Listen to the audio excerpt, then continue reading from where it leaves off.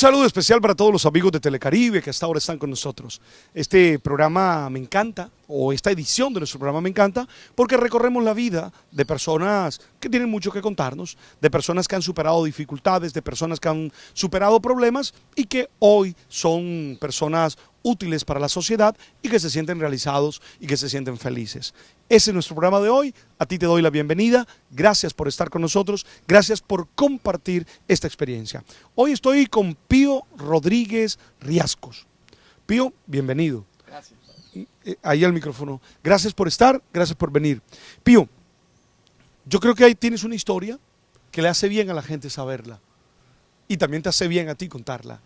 Porque es la superación de dificultades. ¿Por qué no nos cuentas tu historia? ¿Por qué no nos cuentas tu historia de vida aquí a los amigos de Temas con Alberto Linero? Bien, padre, gracias por esta invitación y aprovecho para contar un pedazo de mi historia, porque fueron una serie de sucesos que en mi vida aparecieron dolorosamente y que me llevaron al colapso total, como fue encontrarme con las drogas de frente a una edad muy tempranera. ¿Qué edad? Tenía 13 años cuando mi padre murió de un cáncer pancreático. Mi madre era una mujer viuda de 5 hijos, yo era el mayor. Las esperanzas estaban cifradas en mí y obviamente al ver aquel dantesco espectáculo de dolor y de tristeza de una mujer joven llamada Divina, me entristeció mucho y bueno, en un momento equivocado de mi vida, con personas equivocadas, tuve la primera aproximación a las drogas. De ahí en adelante todo fue caos, pero ese caos era un caos, como decimos popularmente, un desorden ordenado. Yo terminé mis estudios de bachillerato, fui profesor normalista y fumando droga, consumiendo droga, me gradué como tal. Luego ingreso a la universidad a estudiar Derecho, hago 8 semestres, me había casado, había tenido una hija, había trabajado en un banco, fui a Bogotá, pero el consumo de droga ya se iba reemplazando de marihuana por bazuco, de bazuco por pepas, de pepas por patraciado y luego ya por morfinas, llegándome a poner 15, 17 morfinas diarias en las venas. Mi vida ahí se convirtió en un calvario. Mi esposa obviamente se fue de mi vida, de mi lado. Dejó un par de niñas, bueno, dejó no, ella se hizo cargo a mis hijas, quien las dejó fui yo y impedí que el destino me diera la oportunidad de ser padre, de abrazarlas, de cargarlas, de amamantarlas, de darles un tetero, de ponerles un pañal, de limpiarles el popó. Yo no fui padre, sino cuando la traba se me pasó, ya yo era, mis hijas eran unas mujeres hechas y derechas. ¿Cómo se pasó esa traba? De alguna manera ya tenemos la experiencia así rápida de cómo llegaste hasta situaciones límites, ¿verdad? Porque ya cuando me hablas de morfina, ya cuando me hablas de estas cosas, ya estamos hablando de grandes ligas, estamos hablando de cosas que destruyen, de cosas que acaban a las personas. Bueno, Pío, ¿qué pasa allí? ¿Eso te lleva a dónde? Ya te quedaste sin familia, perdiste la oportunidad de ser papá. ¿Qué más te acabó eso? ¿Qué más te quitó eso? Para que tú realmente comenzaras a salir adelante. Muy bien, entonces aparece la calle, uno de los 3 lugares a los cuales lleva la droga: cárcel, hospital y muerte, ¿no? Y a la cárcel se llega por estar en lugares equivocados y haciendo lo indebido, lo incorrecto. Ya yo vivía en la zona Cachacal, ya yo paseaba por las colmenas del mercado, lugares sórdidos del consumo en Barranquilla, ya había estado detenido en un sinnúmero de oportunidades. Yo recuerdo que mi hija de 7 años me decía: papá, el día que te vea montado en una radiopatrulla, yo me muero. Y mire, padre, que le tocó verme más de una vez esposado pasando por la puerta de mi casa. Resulta que en la biblioteca departamental, estamos hablando de 25 años atrás, se me estalló una úlcera en una de las bancas de concreto que allí todavía permanece, ya hoy en día encerradas, antes eran abiertas. Ahí se me estalló una úlcera y vomité sangre y poseí sangre y me llevó una radiopatrulla de emergencia al hospital de Barranquilla, donde me operaron. Yo recuerdo lúcidamente que el sacerdote capellán del hospital me confesó en el transcurso del viaje hacia el quirófano, y cuando recuperé la conciencia 2 o 3 días después, el sacerdote me decía: tú eres un milagro de Dios definitivamente. Yo nunca creí que tú ibas a vivir y por eso te puse los santos óleos y te confesé. No, sin embargo, la vida todavía me tenía como que un poquito más de reserva de dolor y sufrimiento. Yo no paré con aquella amarga experiencia y dolorosa experiencia, sufrida experiencia, yo no paré. Yo seguí consumiendo hasta darme hasta el oscuro final. Y por haber hecho tantas cosas como, bueno, delinquir, socialmente delinquir. Me recuerdo cuando me echaban de los restaurantes porque pedía comida, sobrados, los meseros me pateaban, me empujaban. Yo recuerdo todas aquellas cosas y en una de esas, por un hecho que públicamente no pudiera comentar, pero sí fue un hecho que el barrio se conmocionó, conoció, me dispararon en mi casa, en la puerta, me hicieron 6 tiros. Mi madre se desmayó, hubo un alboroto tremendo en mi casa y yo tuve que saltar patios y ponerme a salvo. Era un jueves antes del Carnaval de Barranquilla del año 90 y tantos y me puse a salvo esa noche y me fui al manicomio San Rafael, que queda en el barrio Rebolo, ya hoy desaparecido. En ese manicomio llegué y le dije al médico, llegué con una bermuda rota, una camisilla y sin zapatos, y le dije al médico: doctor, métame porque me van a matar.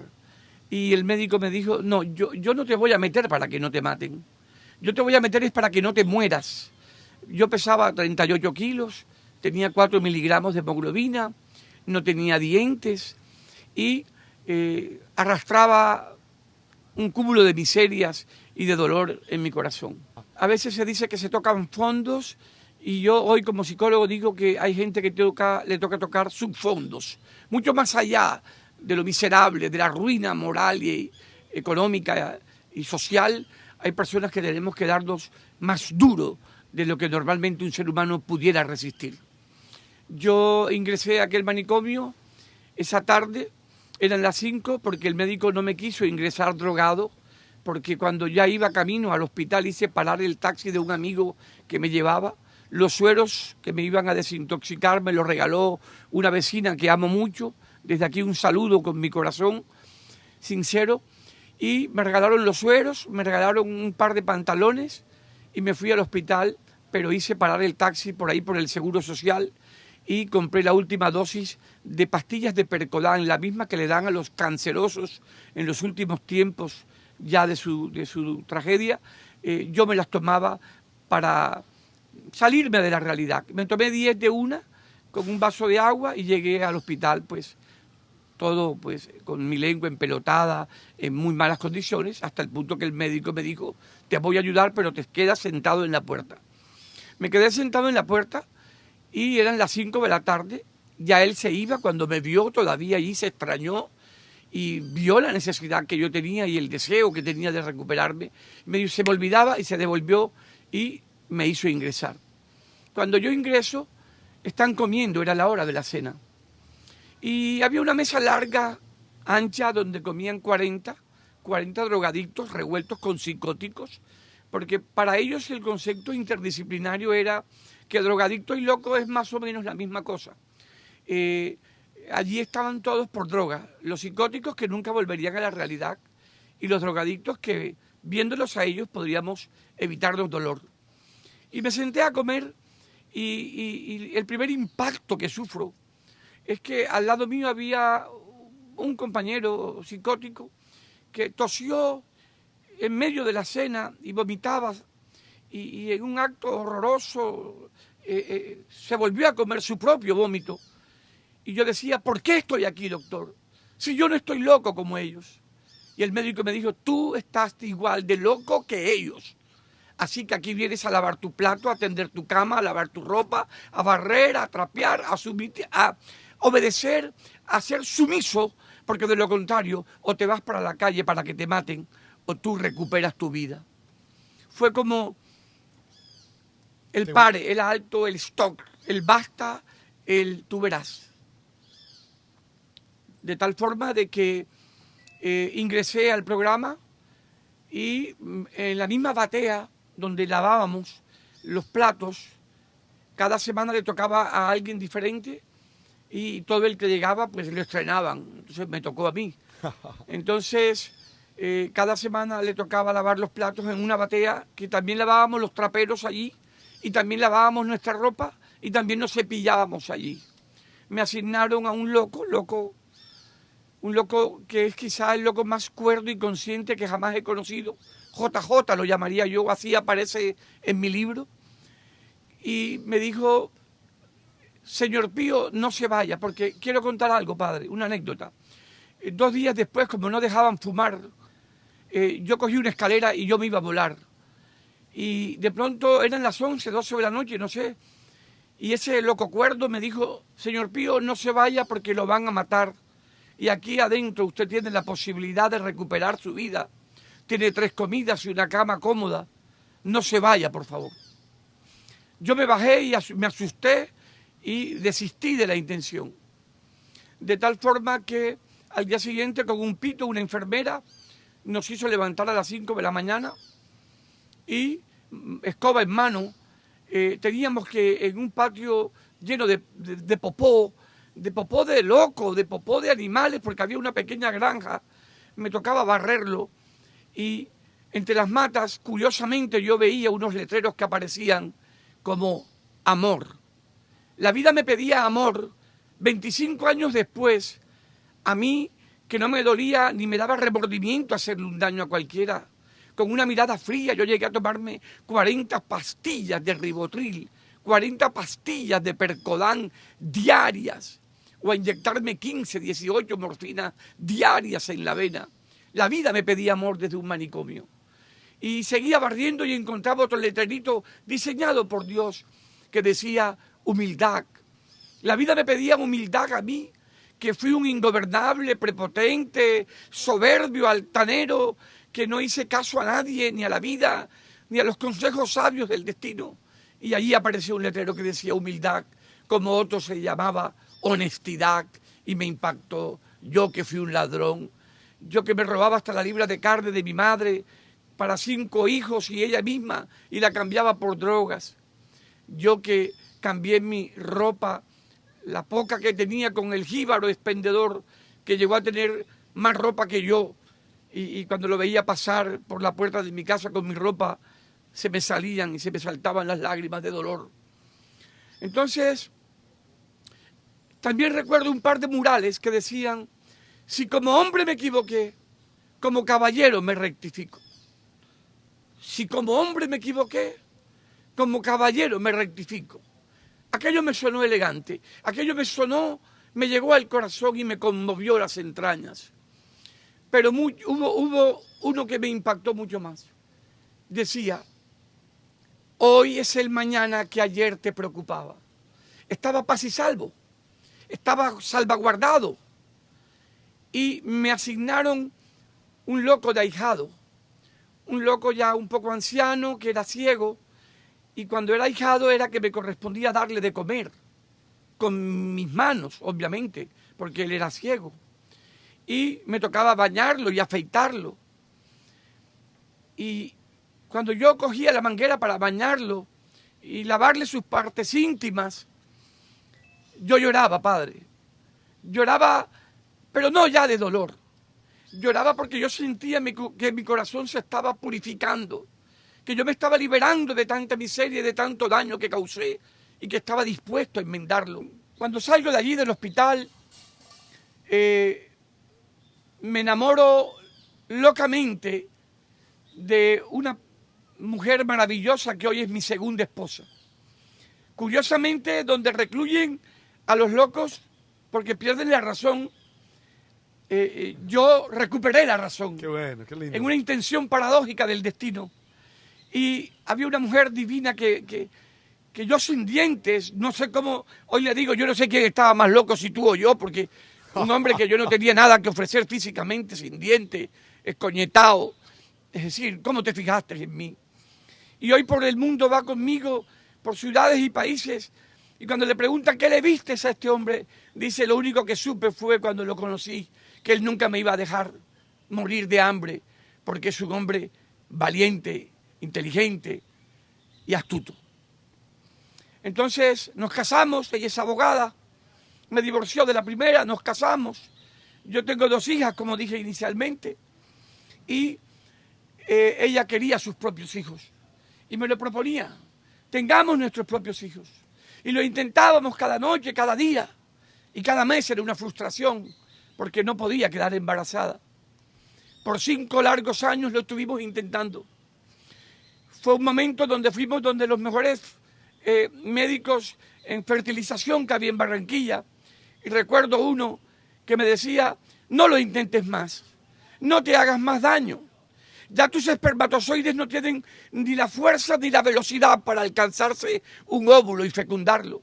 Lo que puedes tener es una cosa fea y horrible. Padre, y yo me crecí en tamaño, y yo me crecí en conocimiento porque era un habilidoso mental. Y de pronto crecí en peso porque en ese manicomio comí tanto de lo que me daban y de lo que me dejaban los demás compañeros, que me subí de 38 kilos a 92. Imagínense ese tremendo cambio extremo que tuve en mi peso. Y yo dije, la única forma de poder yo crecer es arrodillándome. Y me arrodillé. Y me arrodillaba cada noche y le pedía a Dios, con los latidos de mi corazón, que me diera la oportunidad de tener un hijo fruto del amor, fruto de la recuperación, fruto del sano juicio. Y le decía, Señor, si tú me sacaste del mar donde me ahogaba, que no sea ahora para darme palo que estoy en la playa. Tú no eres un Dios castigador y miserable. Le hablaba como yo sabía hablar, yo no sabía orar. Yo sabía rezar mecánicamente algunas cosas, pero yo no sabía orar. Yo no tenía una relación consciente con Dios. Y ese Dios maravilloso, que hoy amo, que hoy alabo, que hoy le doy la gloria y la honra, que hoy persigo. Bueno, ya no persigo porque es que Él siempre estuvo allí. Ya te encontró Él a ti. Ya Él me encontró, yo no tengo por qué perseguirlo. Siempre entendí que tuvo la mano extendida y yo no se la tomaba. Yo fui el que me solté de su brazo amoroso. Entonces, hoy en día, 11 años después de que tanto intentar tener un hijo, ese Dios de gloria, maravilloso, ese Dios que Alberto Linero pregona con tanto amor, yo soy su admirador número 1, Padre. Gracias. Yo soy un mañanero porque usted me incentiva y me llena de coraje para echarle a la vida y llenarme de por qué quiero vivir. Porque usted me enseñó que todo aquel que tiene un porqué para vivir siempre va a encontrar un cómo. Nunca se me olvida eso, Alberto Linero. Siempre, siempre el que tenga un porqué para vivir va a encontrar un cómo y se va a llenar de esperanza. Y ese Dios de gloria no me regaló uno, me regaló 2 hijos, gemelos, idénticos, Padre. Yo no sé si son hijos míos o no, pero los adoro, ¿me entiende? Los adoro y hoy son la razón de mi existencia. Hoy tengo un hogar consolidado con aquella mujer leal, fiel, legal, justo, con proyecto. Me hice psicólogo a distancia. Hice una especialización en la Universidad del Norte en Barranquilla sobre desarrollo familiar, la estructura familiar, el núcleo al cual tanto daño le hice, que lo reventé en 1000 pedazos. Hoy quiero devolverle y reparar el daño a tanto el núcleo mío como a todo aquel que llegue a mi vida y pida como psicólogo, como persona del común, una pauta. A mi consultorio llegan muchísimas personas, con o sin dinero, Padre. Tengo que devolverle a la vida lo que algún día me dio. Y esto se lo debo solo a Dios. porque es que el programa que hice dice que tengo que llegar a creer que solo un Dios de amor es el único capaz de devolverme el sano juicio. Y lo tienes. Amén. Y lo tienes. Lo que pasa es que con Pío Quinto me toca hacer varios programas, no uno. Ya se me acabó el tiempo, Pío. Pero creo que la historia ha quedado completa, ¿verdad? Sí, señor. Ha quedado completa. Ahora lo encontramos. Recomiendo su libro Memorias de un drogadicto, Amén.